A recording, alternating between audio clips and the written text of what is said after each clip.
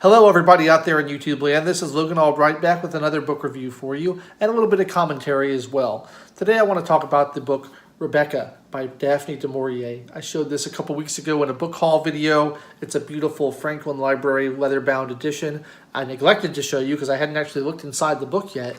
This beautiful illustration in the front. Look at that. Isn't that lovely? Sort of monochromatic, but just very pretty. Great edition. I'm very happy I got it. Now, Rebecca is by Daphne du Maurier, who I've talked about in this channel before. My very first video was on her book, My Cousin Rachel, which is excellent. Rebecca, it was her first novel, and it is also excellent.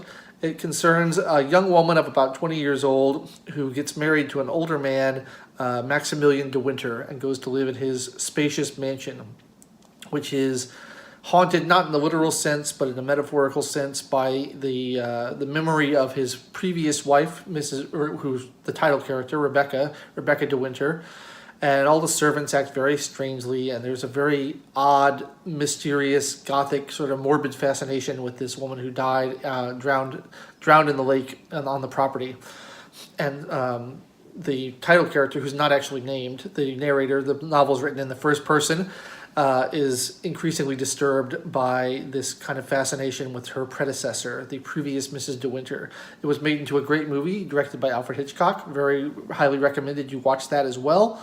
But it's a great book. It reminds me of the sort of Gothic romances of someone like Anne Radcliffe.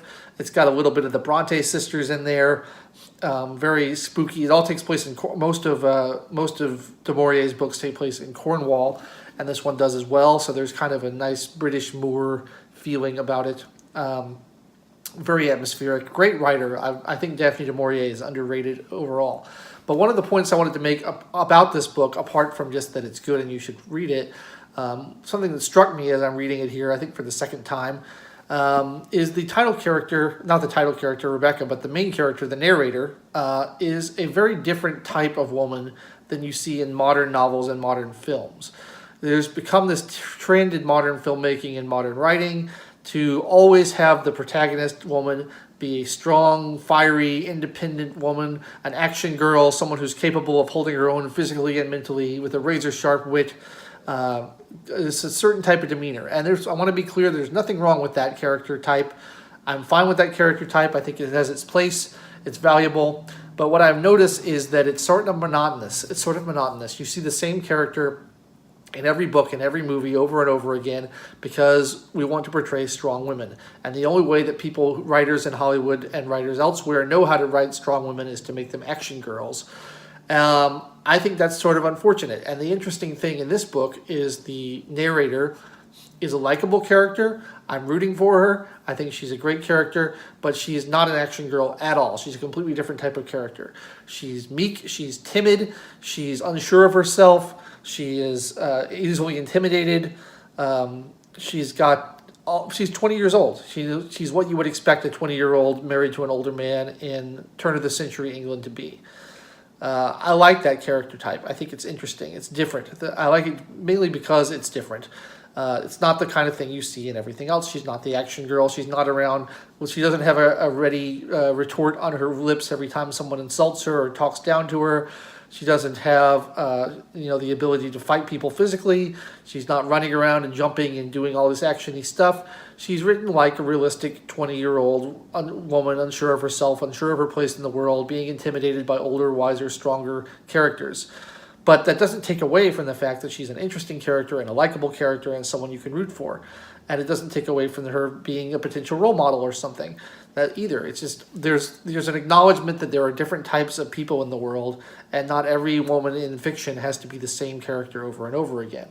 I think that's great. And because this novel is written by a woman, there is no way of accusing the author of just trying to write women as being weak and frail and try to write down to them.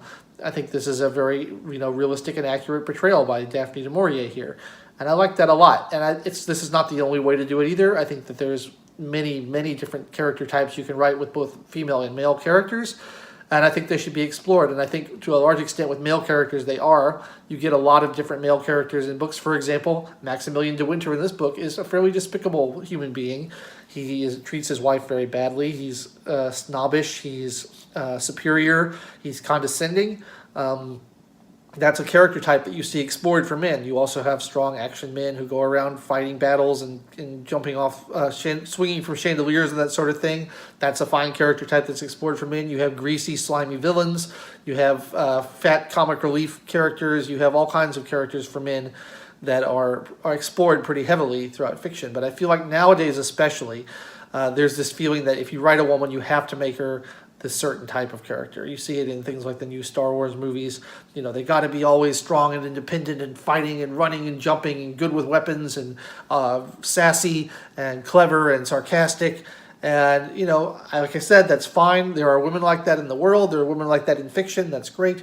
But there's also other types of women in the world. There should also be other types of women in fiction. And I think that female characters should enjoy the same level of representation and variety that male characters are. And it's refreshing to me reading Rebecca to have a different type of female lead character that you just don't see anywhere anymore. And so I thought that was interesting, and I wanted to share my thoughts on that with you guys. If you have thoughts as well, feel free to leave them in the comments. I'll be back next week with another book review. I've been Logan Albright. Thank you so much for watching. I'll catch you next time.